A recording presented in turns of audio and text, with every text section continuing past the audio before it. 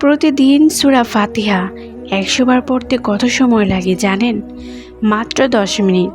কিন্তু এই অল্প সময়ের আমলটাই বদলে দিতে পারে আপনার পুরো দিন, এমনকি আপনার অন্তরও। আজকের রাত থেকে শুরু করুন। প্রতিদিন অজু অবস্থায় সূরা ফাতিহা পড়ার নিয়ত করুন। ইনশাল্লাহ জীবনে অদ্ভুত এক শান্তি অনুভব করবেন। সূরা ফাতিহা হলো কোরআনের হৃদয়সম সূরা। এটিকে বলা হয় উম্মুল কোরআন, অর্থাৎ কোরআনের মূল কথা। এই একটি সূরার মধ্যে রয়েছে বান্দার প্রার্থনা, আল্লাহর প্রশংসা, হিদায়াতের আবেদন এবং রহমতের দরজা। রাসূলুল্লাহ সাল্লাল্লাহু আলাইহি সাল্লাম এমন একটি সূরা হিসেবে সূরা ফাতিহাকে শিক্ষা দিয়েছেন, যার মতো সূরা তাওরাত, জাবুর কিংবা ইনজিলেও নাজিল হয়নি। ভাবুন তো, আমরা প্রতিদিন নামাজে এই সূরাটি পড়ি, কিন্তু কয়জন গভীরভাবে অনুভব করি?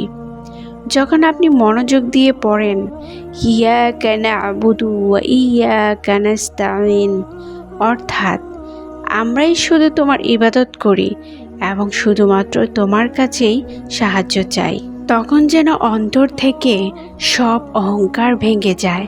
মানুষ বুঝতে পারে আসলে আল্লাহ ছাড়া তার সত্যিকারের আশ্রয় আর কেউ নেই। সূরা ফাতিহা বেশি বেশি পড়ার কিছু ফজিলত ও উপকারিতা। নাম্বার ১, অন্তরের অস্থিরতা কমে যায় এবং হৃদয়ে প্রশান্তি নেমে আসে। ২, আল্লাহর রহমত বান্দার দিকে ধাবিত হয়। ৩, দোয়ার মধ্যে এক ধরনের গভীরতা ও কান্না সৃষ্টি হয়। ৪, শয়তানের কুমন্ত্রণা থেকে অন্তর কিছুটা নিরাপদ থাকে। ৫, বিপদ ও কষ্টের সময় অন্তরে ধৈর্য তৈরি করে। ৬, কোরআনের প্রতি ভালোবাসা বাড়তে থাকে। ৭, নামাজে মনোযোগ বৃদ্ধি পায়। ৮, আল্লাহর সাথে সম্পর্ক গভীর হতে শুরু করে। ৯, অন্তর নরম হয়ে যায় এবং গুনাহের প্রতি ভয় সৃষ্টি হয়। ১০, একজন মানুষ ধীরে ধীরে বুঝতে শুরু করে সত্যিকারের শান্তি দুনিয়াতে না, আল্লাহর সান্নিধ্যে।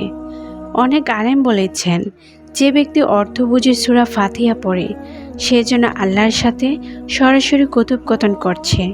কারণ হাদিসে এসেছে, বান্দা যখন সূরা ফাতিহা পড়ে আল্লাহর প্রতিটি আয়াতের জবাব দেন। সুবহানাল্লাহ।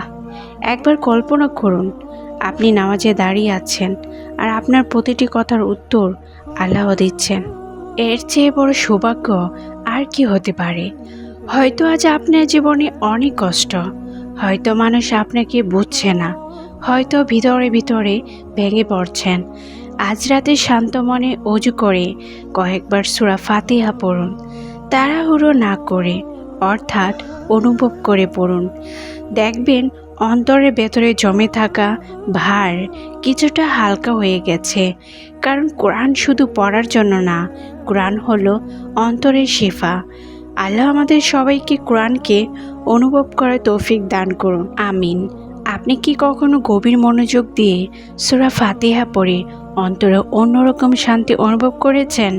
যদি করে থাকেন তাহলে কমেন্ট বক্সে মতামতটি জানিয়ে যাবেন। আমাদের ভিডিওটি যদি আপনাদের ভালো লেগে থাকে তাহলে একটা লাইক করে দিবেন এবং বেশি বেশি অন্যদের মাঝে শেয়ার করে দিবেন। সবাই ভালো থাকবেন, সুস্থ থাকবেন। আসসালামু আলাইকুম ওয়া রাহমাতুল্লাহি ওয়া বারাকাতুহু।